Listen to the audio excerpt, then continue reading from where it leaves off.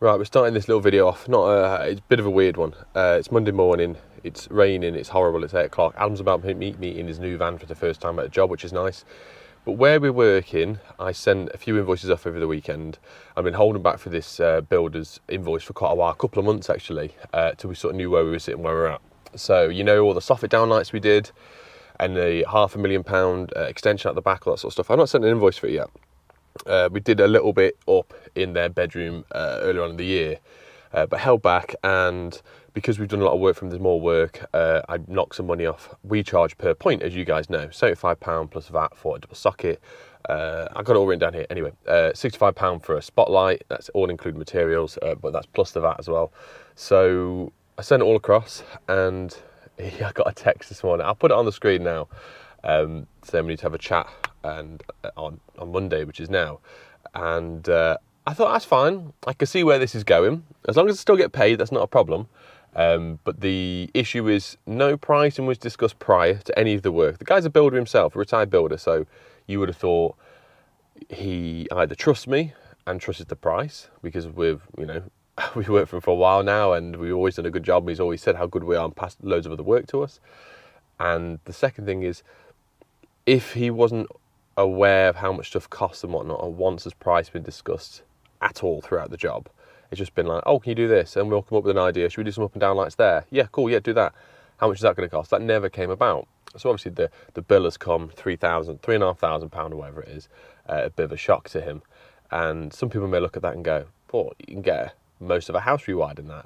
You can, but when you have 34 V50 downlights and massive excess of cable and 2 smoke alarms, and I've got it all written down here. It's all it was. This is my Velocity notepad, in case you guys were wondering. Nothing's engraved in this one. So I wrote it all out on pen and paper. So I wrote all the points, what I normally charge, and then it should have come up to £4,333 plus VAT. I gave it to him for £3,564, so he had a saving of £780, which I thought was a pretty reasonable amount to let someone save. But we're going to have a discussion. Obviously, I don't want to fall out with the guy. We continue working for him, and everything's going to be hunky-dory. We're doing some outside stuff for a pond and a pump, and we're waiting for some stuff to turn up from JCC to do like this really cool LED strip. But if you made it past the first part, hang around, because I'm going to have a chat with him, and I'll report back and see where we are. See where we're sitting. See if we've been kicked off, or I'm crying, or she's crying, or he's crying, or Adam's crying. We could all be crying. We could all be hugging. I don't know. Okay, we've been and got some stuff. I had a conversation. Adam's here. We both got Verso tops on. Living the dream. I've had a chat with the builder. So it went really well. I'm still on site. I've not been chucked off, and Adam asked to take over in his nice van. It was... I think what it was, from 2 points of view, what we said, he's an older chap, and I still think he believes that a lot of electrical products and whatnot cost a couple of quid rather than a couple of £100, which is fine. And he did say to me, he said, we didn't get a price and whatnot, but I trust you and whatnot. I said, yeah, that's fine. Ran through in detail exactly what's what we have discounted for, what we've done pretty much for free, some of the extra stuff that we got to get done, and bits of bobs. And he's well chuffed. He said, yeah, no problem at all.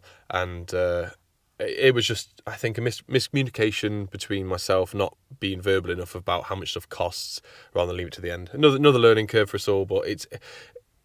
A lot of people would know, being in my position, when you get given a job, you just get on with it. A lot of the time, you don't sit and think about, the do's and the do's, the do's and the don'ts. You just get on with it. But in this situation, it's like... And I said to him, from now on, everything we do you want a price for? And he went, no, it's fine, I trust you. Right, okay. But what we're doing, there's a big floodlight, so down the bottom of the garden, which I'll run you to in a minute. Annoyingly, it's raining, so we're going to get a bit wet. There's a bit of a flood risk down there, but he's bought a boat. That's going to be a water feature. Just go with it. There's going to be a water pump and a water feature within this boat, and there's also a massive oak tree. I think it's an oak tree. There's already some lights there. There's already power there, but we're going to split it off, put it on the board, put an adaptable box with 2 Energy receivers in it, with a 2-gang switch. One of the gang switch will do a double socket, which will just feed an outside water pump, and then the other one will do the massive floodlight. So I had a 100-watt floodlight in the unit that said he can just have, because there's a horrible little spike lights up there that's going to light up the tree at night. So we're going to get bits out of the van, get set up, and hopefully get... No. Can we drive the van down there? I don't, because it's been raining. I can ask, but if it churns the grass up, then let's go in your van. No. After extreme deliberation, we've got fascia boards. We don't want to use wood because we don't want it to rot being all the way down there. We've got a bit of anthracite one with a lip on. We've asked the customer, he's more than happy with this. And I'll show you now what we mean. You're never going to see it. So Adam's going to start putting that together. It's got stuffing glands. We're going to have the armour cable going to be the other side. So that box will be that side. Armour cable going into that. We've got 2 receivers which are over here, and then a stuffing gland linking it in. And I'll run you down the card now so you can see what we're on about. So this is our boat. It's going to be full of water. This is our armour cable going up. At the moment it's going to an adaptable box which is sat here with these horrible spike lights. So what we're going to do on that recess there, right in front, or this recess, we haven't decided yet, is we're going to put our new bit in. So I've not got the dead cat, so my microphone's going to be really noisy in the wind. The new floodlight's going to sit here, going directly upwards, highlighting all this at night time. We're going to put a few more clips and cleats in the armour cable. It's RCD protected, so we're all covered there. But because of the stream and everything here, the water does come up. They said the highest it's ever come up to is like here. So we're going to make sure it's up and nicely out the way. Hopefully the boat won't float away if it ever floods, and get that working. But we've not got the water fountain, but we've got the lights, so we can sync it all up. Let's jump out with Adam and see how he's getting on. While Adam's sat in there under the little cover, give us a wave, Ad. He's a happy boy. But it's time for me to catch up on an invoice that I missed from last week. So iPad out here. I can't show you too much because obviously it's customer details. One little thing with Tradify is recently they did an update on their phone. So my iPad as it is now, I don't think I've updated it, it stays the same. But the phone is a simplified version which makes it much, much easier to use now. As soon as I opened it up, I was like, whoa, where is everything? Bottom right tab, I can't screenshot it and show you because all of my customer details and my personal information is on there, which I can't show you. But it is really, really simplified, easy to use on a mobile device, all in one place, dead easy to find. It'll take you a couple of minutes just to learn it if you're used to the old system. But it's a nice little tip and trick that they're constantly updating and innovating their software to make things easier for the end user, which is ourselves. But hit the link down below, 50% off the first 3 months or the 14-day free trial. I think I have below as well. Go check it out, Tradify. Thank you very much.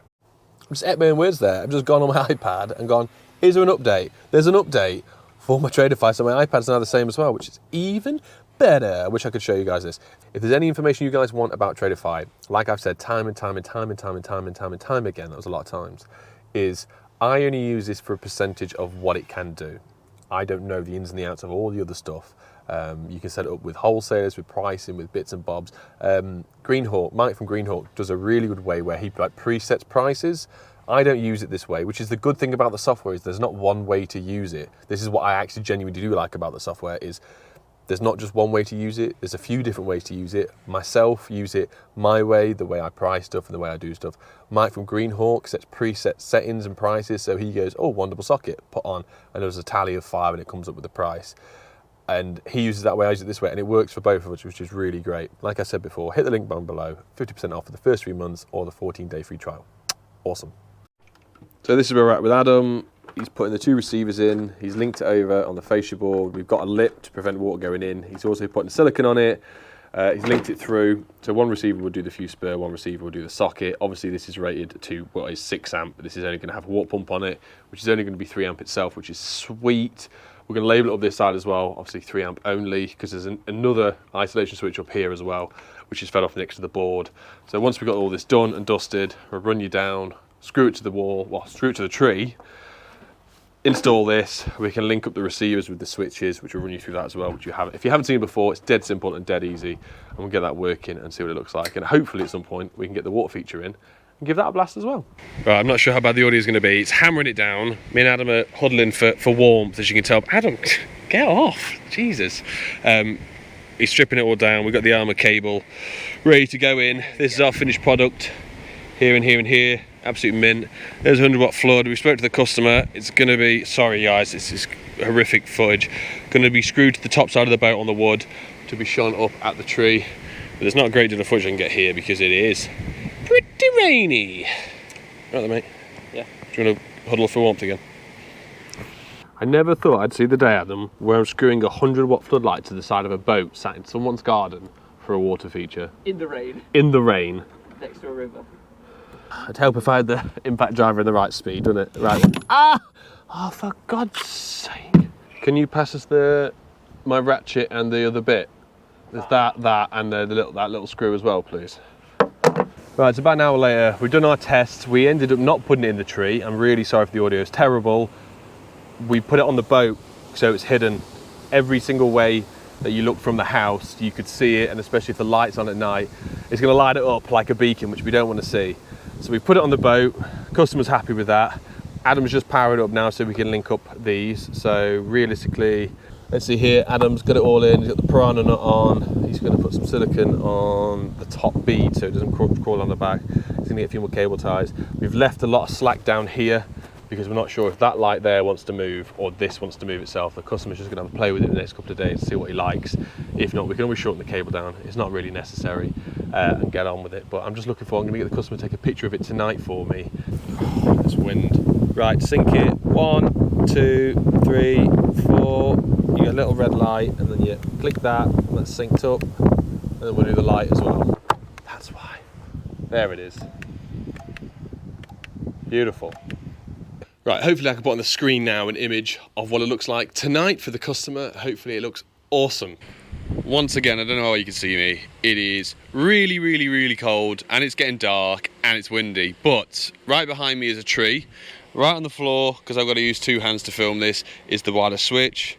And you should be able to see. I can't see on the screen here whether it looks good or not, but in real life it looks awesome. Let's get a bit closer and show you. Right, turning it on in 3, 2, 1. And it's still slightly light, as you can see outside. It looks 10 times better when it's darker.